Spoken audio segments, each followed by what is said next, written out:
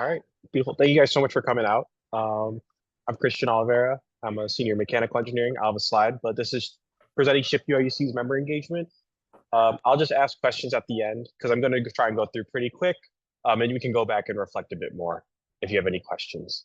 So I was the membership chair for 2023-2024, basically when the last national chapter report was filed. So I'll go over my strategies and what we did during that year. So a little bit about me, Christian Oliveira. I go to the University of Illinois, Urbana-Champaign. I'm studying mechanical engineering, graduating next fall in 2025. There's my email if you want to reach out for any questions at all after this presentation. I was a membership chair for 2023-2024, and I manage social and outreach events for our chapter. A little bit on our chapter. We've been the Gold Chapter Award recipient 3 years in a row now. From our latest report, we have about 300 members that are in our Slack channel. 90 of which were new to the chapter at that time.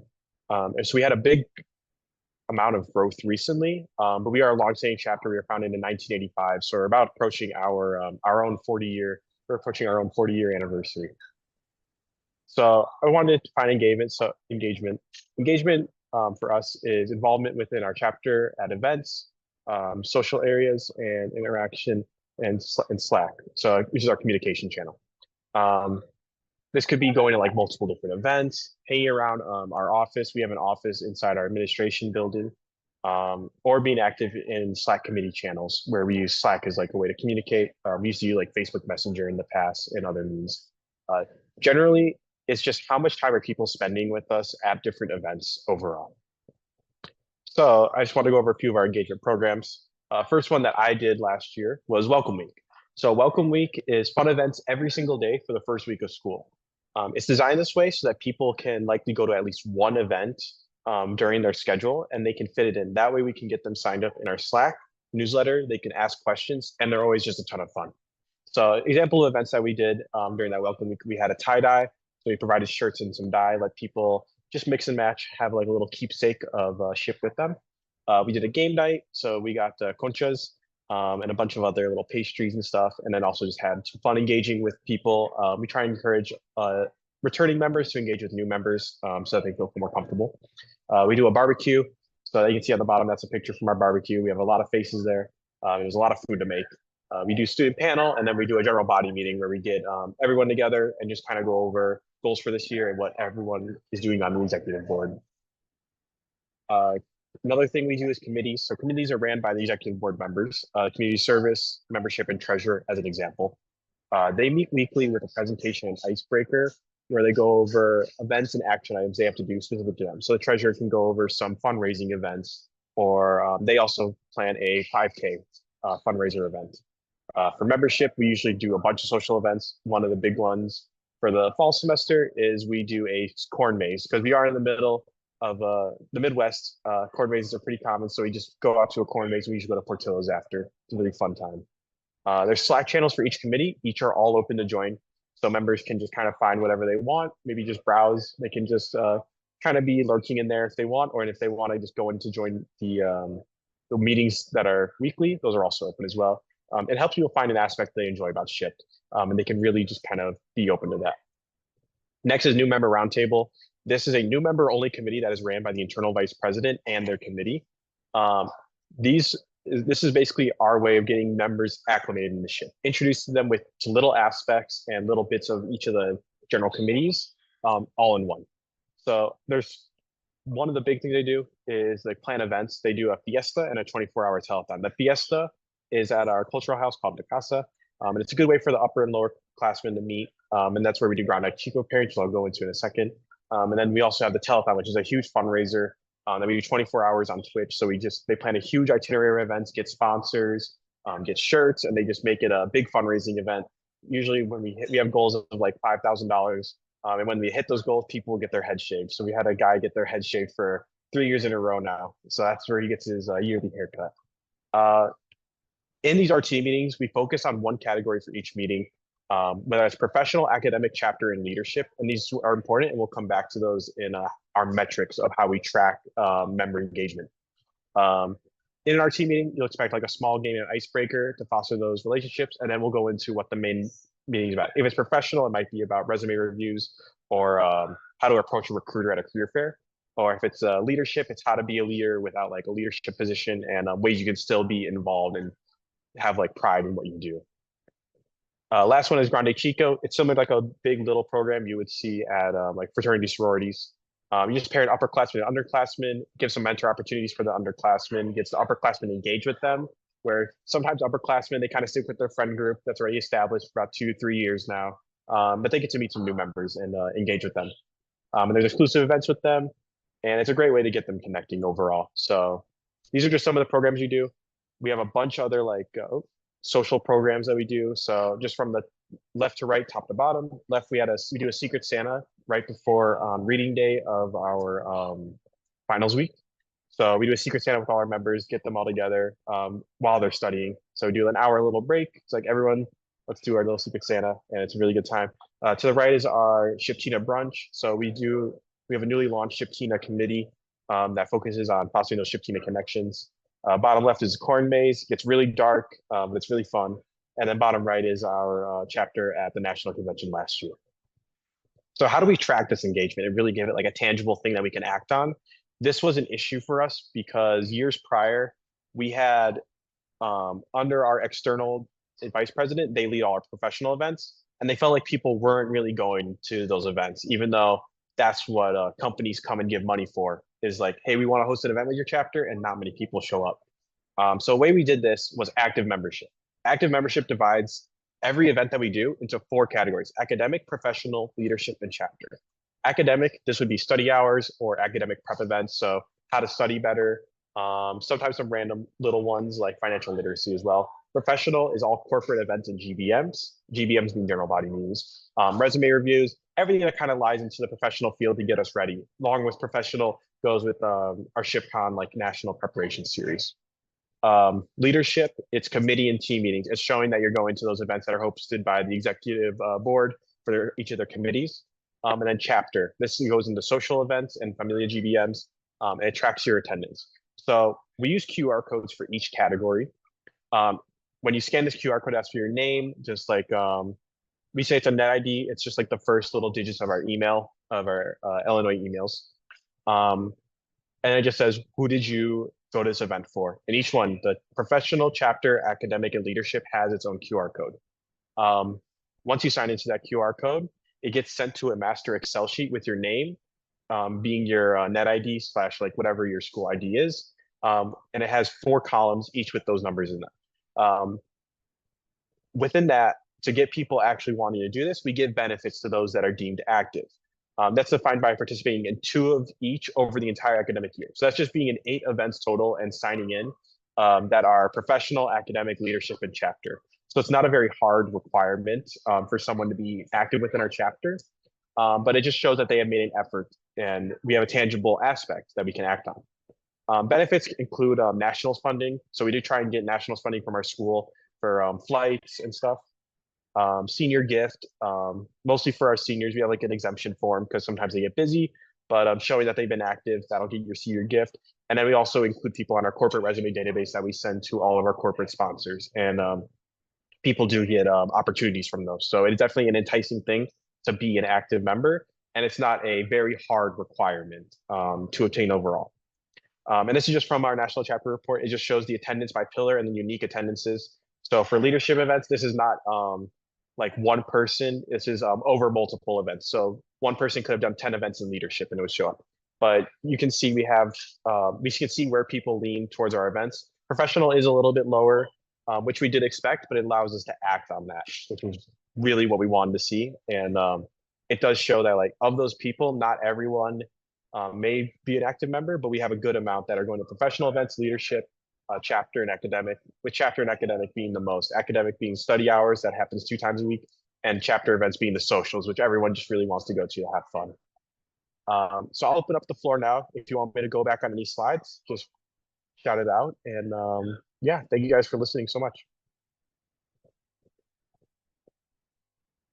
Hello, my name is John de la Rosa. I came a little Hi. bit late and I apologize for that.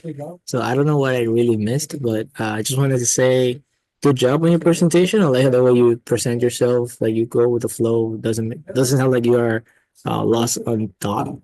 And I was wondering, going back on that way to record every member's like attendance, right? Hmm. You can you go a little bit more in detail, like once again on the QR code and the benefits? Because I mean, I, I'm the I am the guy that people go to when it comes to like creating events and all that, and I'm trying to find a more um efficient way per se of getting this information, kind of like storing it in a way. It says over here that you can put it on a, master Excel sheet. Um, I don't know if you are able to go through how that looks like, or if that's just talking about it. Yeah. So if I do, I'll just like stop my screen and pull up all the relevant data. I will do that for I will do that for you. But I'll just kind of talk through. So I guess Excel sheet's not the correct term. It is a Google sheet. We use the Google Forms that are connected to QR codes. So the QR codes lead to a Google form. On the Google form, you can set in a spreadsheet to collect that data from there. So you can collect just from one QR code, you can collect every single response. I believe all of those I did not set up this system, I will admit, but I do know who did. So if you have further questions, my email is on the beginning. It is, oh, Yeah, my sort email of. is right there, colv2 at illinois.edu. But to give a general, but yeah, it is basically a Google form that we connect to a spreadsheet. On that spreadsheet, there is a viewable section of the spreadsheet that anyone can access.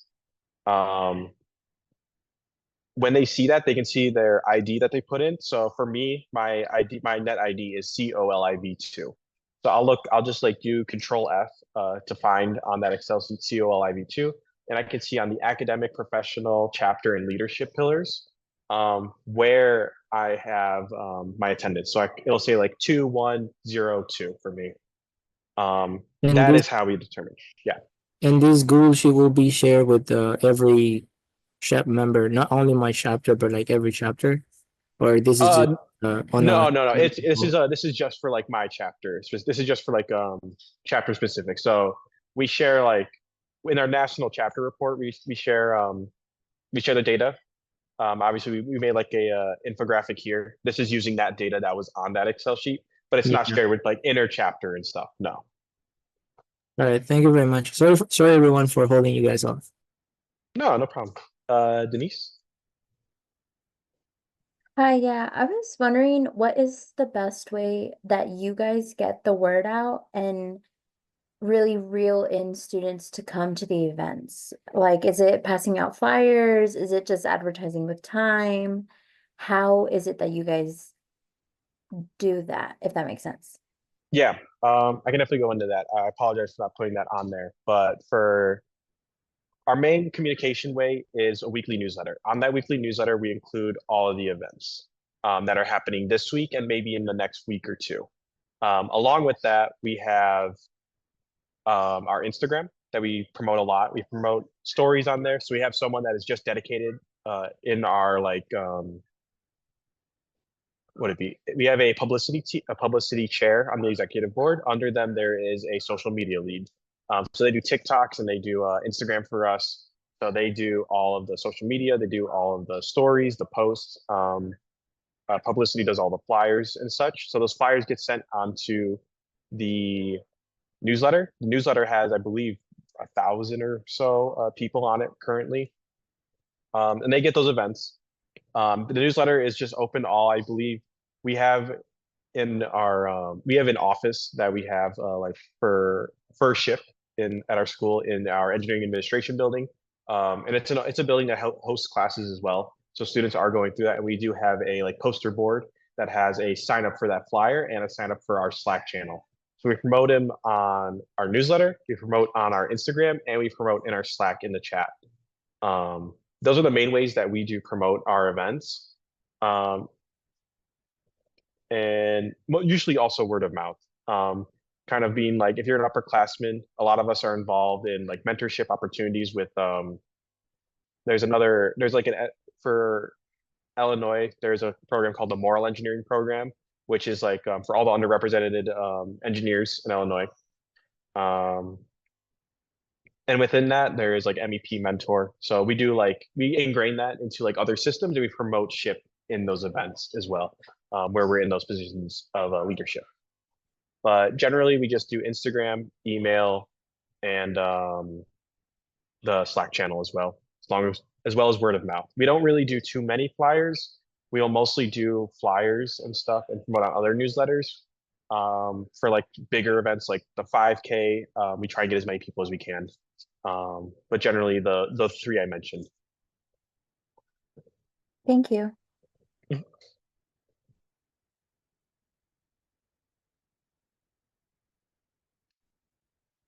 I will stop. Sorry. I have a question also. Hi, so my name Hi. is Brenda. So my question for you is, how do you keep up with the organization without your e-board for all your events? So how do you keep your e-board members engaged and excited to do all these events? 'Cause it sounds like you guys are having a blast over there. So I just wanted to see how you guys keep organized and then keep everyone engaged and on top of things. Yeah, for sure. So I guess for organization, every event that we do, we have an R6 master calendar for Region 6. They give us a master calendar template. Every single event that we do, this includes events like social events and stuff. This includes team meetings. This includes committee meetings, e-board meetings. It's all organized under one calendar with the service hours that are there, and the duration of the event, and then the amount of people that went. That is how we keep track of all our events, and we have a calendar that anyone on our e-board, and I believe everyone in general, we have now a Google Calendar that has an updated list of events. But to keep like e-board engaged and stuff, we meet weekly, go over those events. We have an executive board chat that we would throw in ideas, we would throw in events if we needed help. And another bigger thing we did was a leadership chat.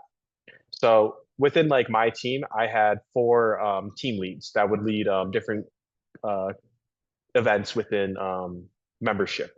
So in membership, I had 2 logistics lead that would just help me with any type of event planning that I needed. We have another program called kinship. So I would have a lead for that. And then we also had a sports lead. So under those 4 leads, I would delegate tasks to. I would delegate responsibilities that I had, and I would make sure that they were updated with whatever was going on in e-board. If there was current like budget issues that we had, generally being very open. A big thing that helps with organization is transparency, along with everyone in your chapter. That's a big thing we did. So we made our e-board meetings open, and we generally just try to let people know everything that we know. To keep those people like engaged and stuff,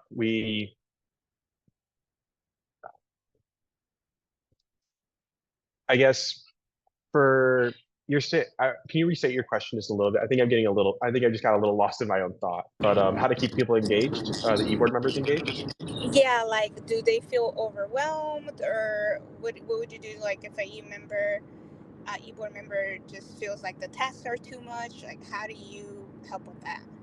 Okay. Yeah. So we do try to be very transparent with what we're all going through at eBoard. And then so we have our executive board just channel where it's just all the executive board has in one ship chat. And then we also have a leadership team, which includes all of the executive board members, along with all of our team leads. So that was a really big help, because if someone was having an issue, like, for example, the person who leads the general body meetings, if they have to get food sometimes, or if there's like an issue with the room, then you'd be like, hey, I need someone to come help me pick up food from this street. And then people in the leadership team can see it, and we're all just taking some of that responsibility. Along with executive board, we would just go over every single week what we're planning for about the next 1 to 3 weeks in advance. And everyone just asks for help. Like if you need help, like it's not like, oh, you're the president, why you can't help out like the community service chair, but you can. Just because of what your role title is does not mean that's the only thing you should be doing. If someone needs help, you should be there to help them. And that's generally what we try and do. We say to communicate these issues that you're having, that if you're getting very overwhelmed, people in our e-board and in our leadership team are there to help and support you. Even if even if you need help from leadership team, that's completely fine. We're all like in this together basically, and we just try and make sure that everyone knows like it'll be okay, and we're gonna sort it all out. Thank you. I have a question. So Shiptinas is fairly new in our chapter. So how did you get Shiptinas started, or like how do you keep people engaged for Shiptinas and build that committee? Yeah, for sure. I'm not the one particularly responsible. I'm just relaying the information throughout. But our Ship Tina's committee really started last year under our last secretary, Tammy. She really likes to facilitate those relationships between the Ship Tinas, and she liked to have those Ship Tina events. So what we did, I think this year, we had our first Ship Tina month, which was the month of September. So there was 4 events, and we classify those events as being ally inclusive, and then also Shiptina ally inclusive, and then just Shiptinas only. So there is Shiptina study tables. So that is where just any Shiptina can come together and just study together, kind of similar to study hours, but fostering that Shiptina community. There was also some exclusive Shiptina only events that were held, such as I think there was a tote bag painting, and then there's also there was a brunch. I believe I had a picture. I guess to keep that, it was something that people wanted. That was like the biggest thing, is that people definitely did want it. So that led a lot of interest, but it was also having someone dedicated just to those Shiptina events. So it was under the secretary's duties, and it still is, but she now has a team lead that just spearheads all those Shiptina events. And there is a Shiptina chat that is open for anyone to join and become an ally. But it is generally meant for Shiptina events, and just keep them engaged, and maybe you'll see someone that you didn't even know was in the chapter. So generally seeing if the need is there, and if it is there, maybe making some position open that just one person can take, and it's like, hey, we want you to just foster the Shiptina community to the best extent you can, and that is your goal for the academic year.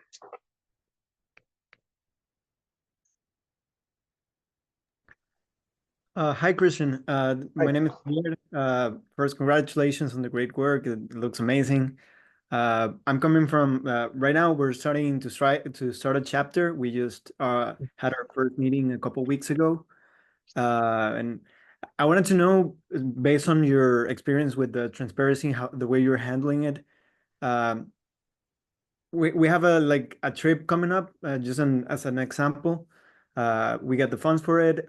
But we were asked by our department to restructure and reorganize the list of the people who were going to be going.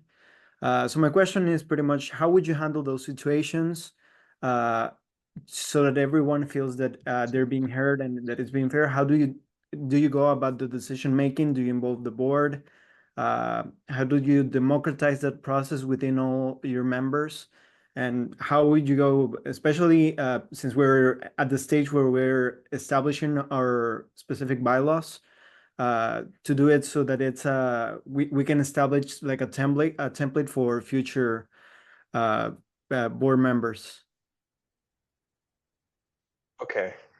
From what I understand from your question is that you had a trip, for an example, you had a trip coming up, and then your department. The national meeting for the SHP. So Okay. a limited amount Of spots. Gotcha. yeah, and we were being asked for gender parity. So there's a bit of a restructuring. People are saying like, okay, I want to go, and I was originally on the list, and why does he go? Mhm. It isn't an issue yet, but I'm starting to wonder what's the best way to go about it, and how do bigger chapters or more established chapters like yours that has many decades functioning would go about it, and how should we handle it that we're just starting like a couple weeks back. Gotcha. Okay. I can give you the most similar situation we've had was for ship funding for national convention. We try and get as many people to go as possible, but we also want those people to not have financial burden. So we are in the position as a chapter where we can have our members go with minimal financial burden. but it's limited. It's not an unlimited amount of funding that we can give out. So what we did was we had active membership a little bit. So we had that as a metric, but we also had an application submitted. And it was generally, we were very lenient on that process. But there were like, if someone was not writing like a great response to it, for example, it was just like, how has SHIP helped you in your college career? If they wrote like 2 to 3 sentences, we generally did not give them like we did not give them like the go. We would set up another meeting. In your case, we personally have not been presented with like a situation like that, so I cannot comment like directly on it. I would say the best way is if you can if you can make some sort of small form that expresses your interest and your meaning for why you want to attend this event, and then go over that with executive board members. And I know you're recently established, so I don't know how that structure looks. But if you can go over that, and I would also encourage make that form anonymous name wise. And I would also encourage however many people that you are sending, or whoever you are going to. I don't know what your position is, if you're like the president or whatever. Maybe just have your president reorganize who gets like what responses. So if person A is like a BioE and a bioengineering major and they fill out the form, and person A being like on the executive board, the president can see like, okay, this person filled out the form. Let me give their interview to someone else. That way it's a bit fair. So we weren't able to see like our names, and we weren't able to see like who this actual person was, just their responses and their reasoning for going. So we would check off like, okay, this person should get some national funding, or this person, they've only gone to like 3 events. They wrote only like 2 sentences of why they want to go to this conference. Let's give them either another interview or just flat out cancel. We're not going to provide you funding for this trip. So in that same sense, I would say make some sort of form that everyone can fill out that'll be anonymous, or not anonymous when you fill out the form. So it'll still say like John Doe when they fill out the form. But the president or someone in your chapter that's going to manage this interview, like review process, they can go through, just X out all of the names so that no one else sees what they are, give out those interview responses, and then everyone can vote like, okay, we should send this person to this event. I would say that's the way we have done it. That may work out good for you guys, and I encourage you to try that out. No, thank you, and thank you for the presentation. Those transparency guidelines that you have, having open meetings is something that I've been wondering how to best approach it, and that's honestly very inspiring of a way that we should go about it. And I'm probably going to implement a lot of those because I am the president right now of the founding. Oh, perfect. Yeah. Thank you.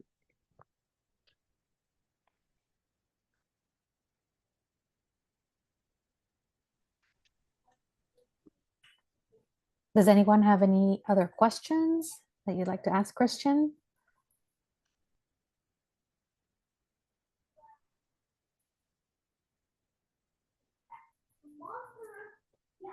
Well, I have one, Christian. I have a couple actually, and one of them is I'm interested to learn a little bit more about that new member roundtable that you spoke about. Yes. I guess my question is, how does your chapter define new member? What is the length of time that they have to be that they're still considered a new member, and how what is the engagement level there as far as like numbers, like from new members that join? How many of them actually participate in this roundtable? Yes, for sure. So new member roundtable, I'll go over just real quick. If anybody just kind of forgot, everyone, I get it. So it's a committee that is run by the internal vice president. It is only for new members. New members being defined as just someone new to the chapter, whether they're freshman, sophomore, junior, senior, or a transfer student that's new to the chapter. This committee runs for the entire academic year. So this runs for the fall and the spring semesters. We are semester by school. With that leaves a lot of room for just one weekly meeting where they're allowed to explore a lot of options within the chapter. They're allowed to join like whatever they want. We just encourage all of our new members, if you're going to do something in SHIP, you should probably do this, because this will give you the best well-rounded experience to our chapter. I'm going to stop sharing for 1 second. I can actually pull up a slide from the new member roundtable. but I will keep on talking. So generally, we define that as our new member, and then could you reiterate your question? I apologize. Yes, no problem. Well, you answered the first part, which is what do you define as a new member for your chapter? And it sounds like the roundtable is open to for a year duration. So I guess after that 1 year, they were no longer considered a new member. And so do they just move on to different, committees and activities, I assume? What percentage approximately do you see of new members that actually join and are active in this new member roundtable? Yeah, for sure. What we generally have is from the first meeting will always be the biggest. I believe last year our first meeting had 80 members. And obviously we are not expecting a yield of 80 members. It's very cool to see, but we don't expect that. We expect from that first meeting around, I would say 40% normally will stay and become very active within the chapter. And we'll keep coming back to those RT meetings. So normally a class of RT, we call them the classes. It is around, for my year, it was about 20 or so, 25 people. Sometimes it can go low as 20. I think last year was our biggest at around 30. That continued for an entire year going to these meetings for once a week. Let me find, let's see.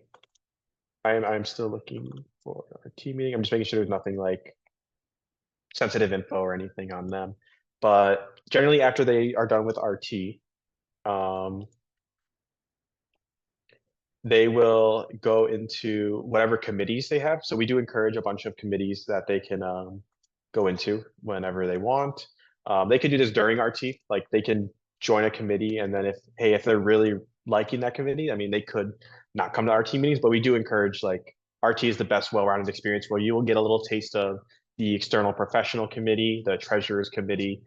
We try and make it so that the events all encapsulate what it is like to be within every single part of our chapter. I guess I didn't even mention this, but within RT, we also have RTE board. So it is an own executive board that does a shadowing program in a sense, where they shadow an executive board member for the remainder of the school year. So it starts in about November is when that becomes an election. So it gives them a sense of this is what a chapter election looks like.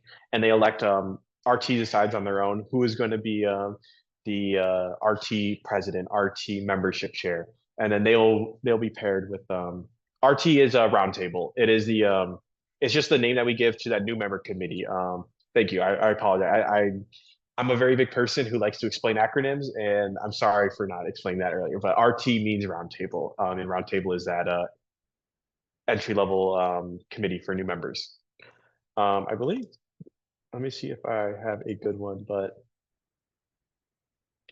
generally with that RTE board, that is a good way for them to get that leadership experience. And overall, it's just like you have another team lead you have another person on your team that will just help you out with that. So actually, I found the slide where we introduced the RTE board. So I will pull this up and share. So I'll just show you what a general slide looks like for the roundtable. So this is our slides for roundtable.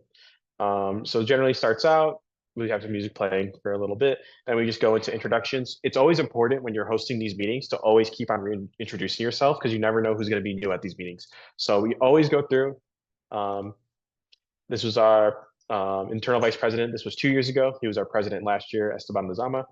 So he was like, "What's up? My name is Esteban Lizama. I'm the internal vice president. I'm a junior in aerospace engineering. Here are my interests and what ship means to me." So there's usually like some pictures, a bunch of little text of like how to get to know him, and then there's just a bunch of different members. So we divide that, and you'll notice that we have a leadership, chapter, professional, and academic, which correlates straight into our active membership. This was a very intentional move that we made. That way you have someone that's like, hey, I don't know how to really get involved with the academic side, and you have a person in RT that you can go to that is dedicated just to that academic side, along with also being an influence for academics. So I was the professional development lead my sophomore year. And within that, I gave professional advice. So I had an internship my freshman year at Caterpillar. So I was like, I know how to get you guys internships because I was in your shoes 1 year ago. I could tell you all about everything that we do within that regard.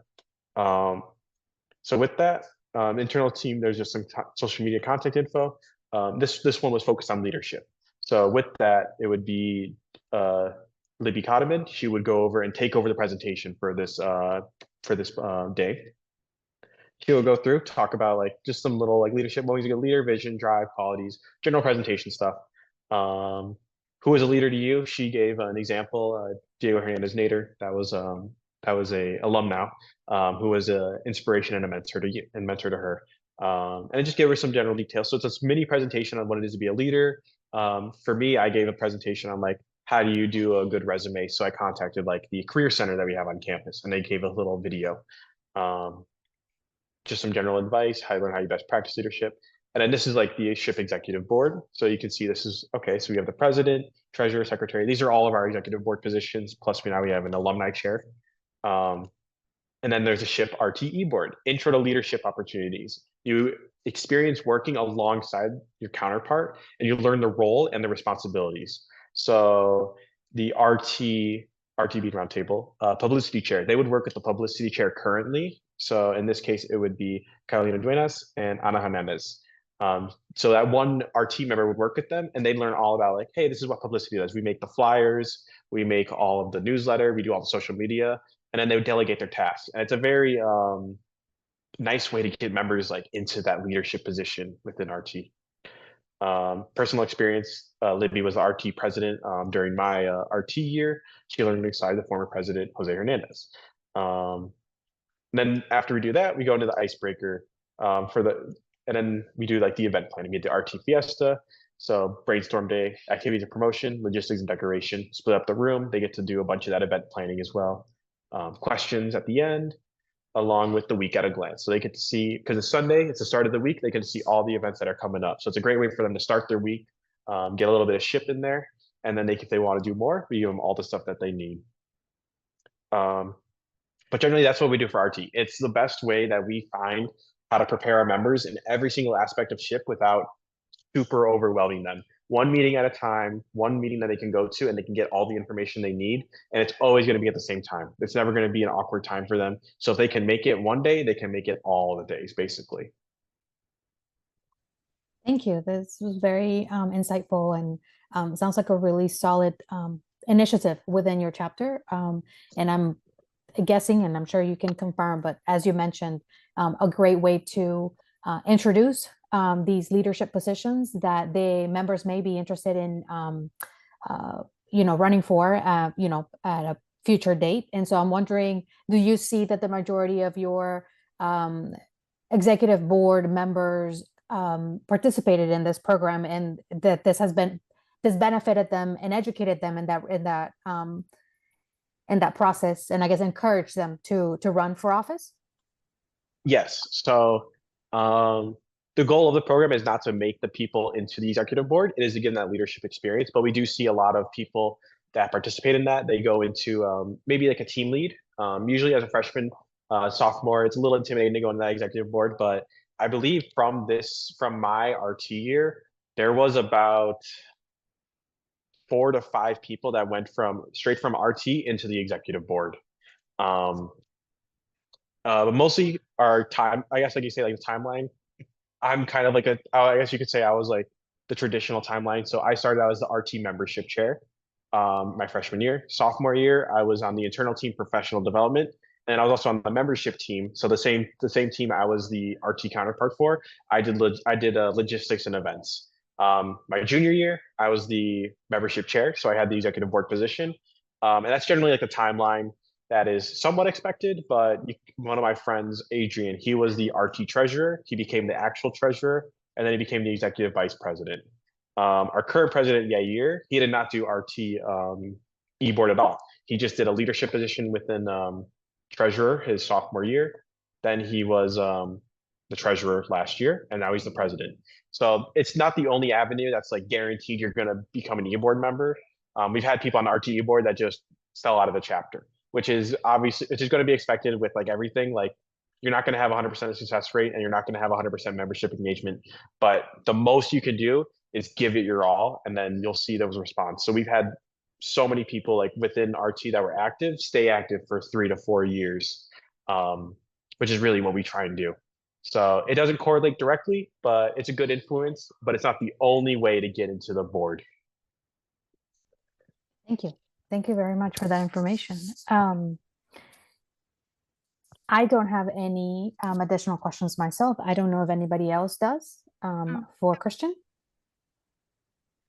I have a question. Mhm. Okay. Okay. So hi, I'm Brenda. I'm actually the president of my chapter also. Awesome. Just had a quick question. How do you deal with e-board members prioritizing other orgs that they're in or frats? How do you manage that within your e-board? Is there any type of rules or bylaws that you go by? 'Cause I'm just experiencing a little bit of that situation, making maybe tasks that need to be done delayed because of it. And my expectations within like my e-board and the events that I have planned or what I'm trying to get our SHEP at our school to be is not really being met. So how do you handle a situation like that? Yeah, for sure. So you are the president, correct? Yes. Okay. So I was never president, but I've been friends with like all the presidents every year. So I could kind of explain a little bit of what has happened. But this is a secondhand account, so I cannot give you. I'm not so granted for that. Normally, when they had an e-board member that was maybe a little inactive, in your case, prioritizing something else over that, the president would reach out, and they'd be like, "Hey, this is an executive board position that you applied for and you wanted. It is expected that you have a certain amount of hours a week." And a good way to like solidify that is that we have a constitution of our chapter. Within that constitution, it is basically you don't sign anything, obviously, but that is our bylaws. Is that as an executive board member, like you have to be present at like these meetings. You have to be there for the chapter, otherwise you will get like expelled by the other members of the executive board chapter or by the general body. We have votes for that. So definitely establish like somewhere in writing, like, and maybe you don't have to get like I don't know if you have an existing, but you know, there's not like a notary or something that you need to get is so something you should implement that is fair. We wanted to restructure our constitution because it was very outdated with a lot of like certain things with like voting and stuff. So like for example, like one thing we had was like if you want to change the constitution, 2/3 of the general body has to be present, which would be like 200 people have to vote yes in person, which doesn't make sense for us now as a chapter because we're so big. But we were much smaller. That's only about like 30 to 40 people that would be active at a time, which is more reasonable. So we updated our constitution along with our general body. We would propose changes, and then the general body would vote basically yes or no on like, hey, this is a good change. And we would give them the full constitution to look at. But regarding your issue, where you have e-board members that are inactive, pressure them. Like, this is something that you are not forcing them to do. This is something they wanted to do. And they have to know like those responsibilities, like we are obviously going to like prioritize school above all else and other things, but if you're prioritizing another org above one that you are an executive board member of, that should definitely be a serious conversation that you should have with someone if they should continue doing their role. And if in that sense, delegate that role to someone else with either a special election or such. If that is the issue you are having, that's what I would suggest. And I would suggest you just communicate with them like you signed up for this. This is a responsibility you need to take on. And you are impacting other aspects of our chapter by lagging behind and not taking up that responsibility. So if they have a team and there's someone on their team that's maybe doing a lot of work, and this person does not want to change and they want to stick with that other organization or fraternity, sorority, whatever else, I would say you could try and levy some of the responsibilities onto the team lead. And then eventually, if you need to expel the executive board member, that is very drastic. But generally being confrontational, I've seen help a lot. And like, if like a lot of reason, and although it shouldn't be, a lot of people like take leadership positions just to, like have something on their resume. And with like a record on like they can't really like leverage that on a resume. That is something that is an actionable item that you can take away from them. So you do, as the president, like you have the responsibility to see over that entire board, and make the choices that like, hey, if you are not like, if you're not prioritizing SHIP as a board member, then you shouldn't really be a board member. Okay, yeah, thank you. That helps a lot. I think the issue too is because our chapter hasn't been active since 2020. So this is the first semester that it's fully active. So what I did is our constitution, like you mentioned too, is a little outdated. So there's some stuff on there that, for example, like my chapter is not big on Miss or Mr. Shep. I know some other orgs in my school are, but we just decided with my advisor that that wouldn't be more just getting the chapter started. So on our constitution, it does have some stuff that needs to be updated.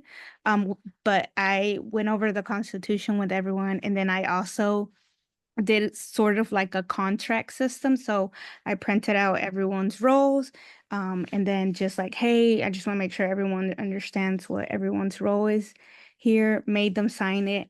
Everyone signed it and basically agreed to stay. I have been having one-on-ones conversation with those members that I see that are kind of doing the 50% versus others giving 100%. So I'm kind of trying to follow each step, but it's still being a constant problem.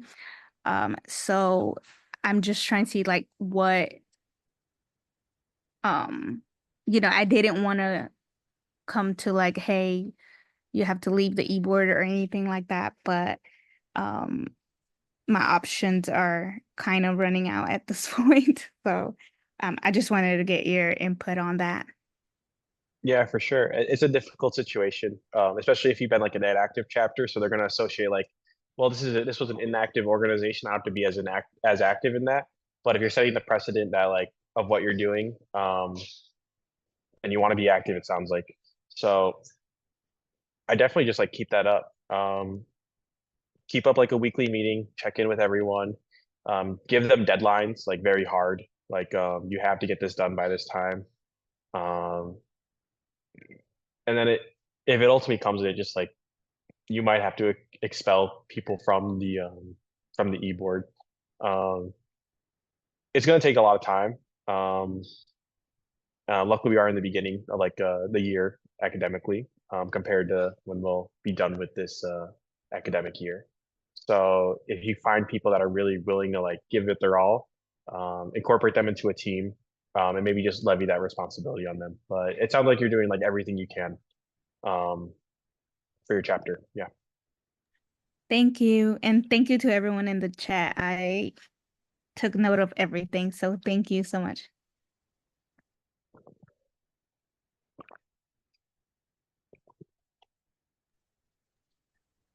I have a question. I saw that you had a Secret Santa event and in this same PowerPoint. Can you tell us more about that?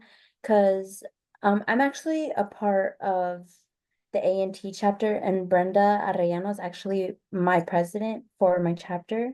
Oh, that's And I was just wondering what that event was because I love Christmas and I was trying to see if we could incorporate an event related to Christmas. Yes, for sure. I'll pull up the picture again. So I'll just give the general rundown. So it's called the Study Lockdown and the Secret Santa. I'll zoom in a bit and see all the happy faces. Um, so it is during a reading day. I think that's a pretty universal term. It's just the study day before final start. We get together and we do a study lockdown. So we do study hours, which is like 4 hours on like a Wednesday, Sunday at night from like 8 p.m. to 12 a.m. at the library where we just study together. And then we do a study lockdown, which is like 4 p.m. to 12 a.m. Where you lock down, you study, you try to like do like that all day studying you do for finals. But you do it with your friends. It's a little more enjoyable. We bring snacks and stuff. And to get people going, to get people there, and also just like as like a little fun, keep the spirit up a bit because it is like it's finals week. It's dark outside. For us, we get a lot of snow, so it can get a little bit it can get a little bit depressing. Yep, people do follow food, so snacks and stuff provided. People will always go to. So we do that Secret Santa, and the way we do it, I can show the website that we use. I believe it's just called Draw Names. This is what I found was the best way to do it. It's just you put it in. This is just the website I use. I found it the easiest. You'll just like sign in. People can sign up, and then they can make a wish list. I don't know if it'll. I don't even know if I have anything. I can make a wish list. All right, this probably take like too long. But you can. It has like an ingrained like shopping list, so you can put a budget of like $25, and then people can make a list of like all little Amazon links, Walmart, different like retailers and stuff. They can also just put in like text boxes what they like. But you can also just grab little Amazon products and just put them in your wish list, and it shows all of that. So we just go around. You can see like right here, this is Juan. We had him dressed up as Santa, so we have a Santa costume, and then Santa just kind of makes an appearance, and that's like the real beginning of the Secret Santa. And then we just kind of everyone puts their gifts in the middle of the table, so you can see like right here, this is kind of towards the end, but it was just filled to the brim with gift bags and wrapped presents. And then we just go around. Person A gives their gift to person B, and then person B gives their gift to person C, and you just keep going in that circle. So that's how we do the event. The Draw Name software, it allows you to you can set up a time when everyone will get a name, and it'll get sent to like an email and stuff. So people can sign up for like I leave it open for a week. People sign up and they're like, okay, this is when I'm gonna draw the names, and then everyone can see the name they get. And then they see like the wish list that person made. So I say like, make sure your wish list has 5 items. And then they can just be like, okay, I see like kind of what they like. Let me try and get something from their wish list or something I know that's like pretty similar to what they have. And it's a really good event. Like you don't know who you're gonna get. Sometimes you get like people, maybe like your best friend or something. You try and keep it secret. Sometimes you get someone you don't even know. And it's really cool to just see like people that like know each other and they're like, oh, you got me that, and they're like people that you don't know at all. So that's how we do it. And we just play like Christmas music during like the study lockdown and stuff. So kind of keep that holiday spirit up during like a time that a lot of college students don't really like, which is finals week. Thank you so much. It sounds like fun. Thank you so Yeah. much. How long does it usually take? Yeah, so the event usually takes like an hour and a half or so. Just so that's like a good amount of time for people to get gifts around. We like to do like open at the end, so everyone just has their gift and then they tear it all open at once, and you get to see what everyone else got. Yep. So it's not a very long event, but we also have a lot of people. So we would have like 50 or so people. Like, this is just like a small like cut. We made a whole like circle around the room of people. So it can generally vary, but that's how it would go.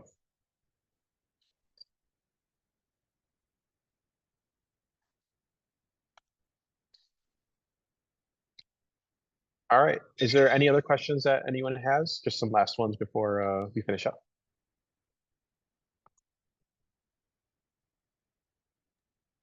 I had another one. Just how do you balance including members? Uh, how flexible are you in including non-Hispanic members? Because I have been told by a couple of people that you can include them. I think I heard you use the term allies. And are their activities catered specifically for Hispanic members, or are they open all for everyone? So how is that managed? Yeah. So I used allies with the term like with Shiptinas. So Shiptina allies would just be like male members or any other gender that identifies with that. Any Okay. other any other gender with that. So that's why I use the term allies. But we have a saying where we do if you're not Hispanic, don't panic. If you're not an engineer, don't fear. We're open to all members, like whoever wants to join. We are very close with our NSBE chapter, so National Society of Black Engineers. We share an office space with them. So we're very like close knit in that part, and that's also due to our chapter advisor slash our dean of the college.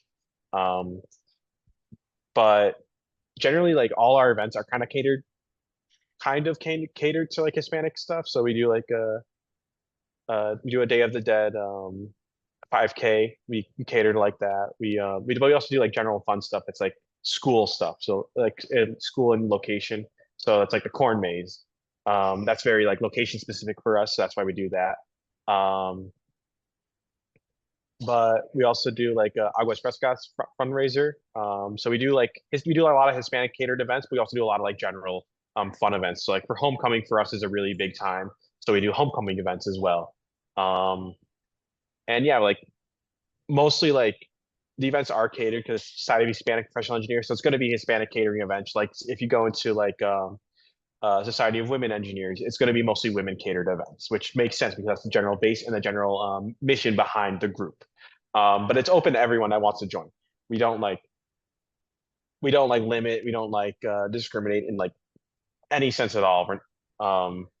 Whoever wants to like be a part of our familia, we let in. Thank you. I'm gonna borrow that slogan. It seems very useful. Yeah, That it's we a probably good would- slogan to throw out if someone's like, well, I'm not Hispanic or like I'm not an engineer. The person who started the Ship Tina's like team and like the Ship Tina's program, she's in social work and she was super involved with our chapter. And she was an executive board member. So you could even we've had many executive board members that aren't even engineering. But yeah, so if you're not Hispanic, don't panic. If you're not engineer, don't fear. You can still join. Perfect. Yeah, that'll also help. We had a lot of awkward encounters during our first recruiting week, but that gives me a lot of framework to impass to my fellow board members and people that are going to be in charge of recruiting. So thank you. Yeah, for sure. I'll take one last question if we have one, but other than that, we'll wrap up.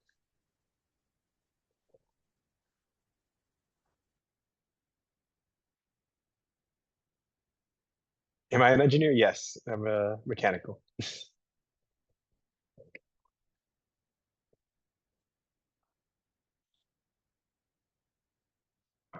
Looks like we're good. Thank you, Christian, very much for your presentation. Thank you, everyone, for joining us this evening. We sincerely hope you found this helpful.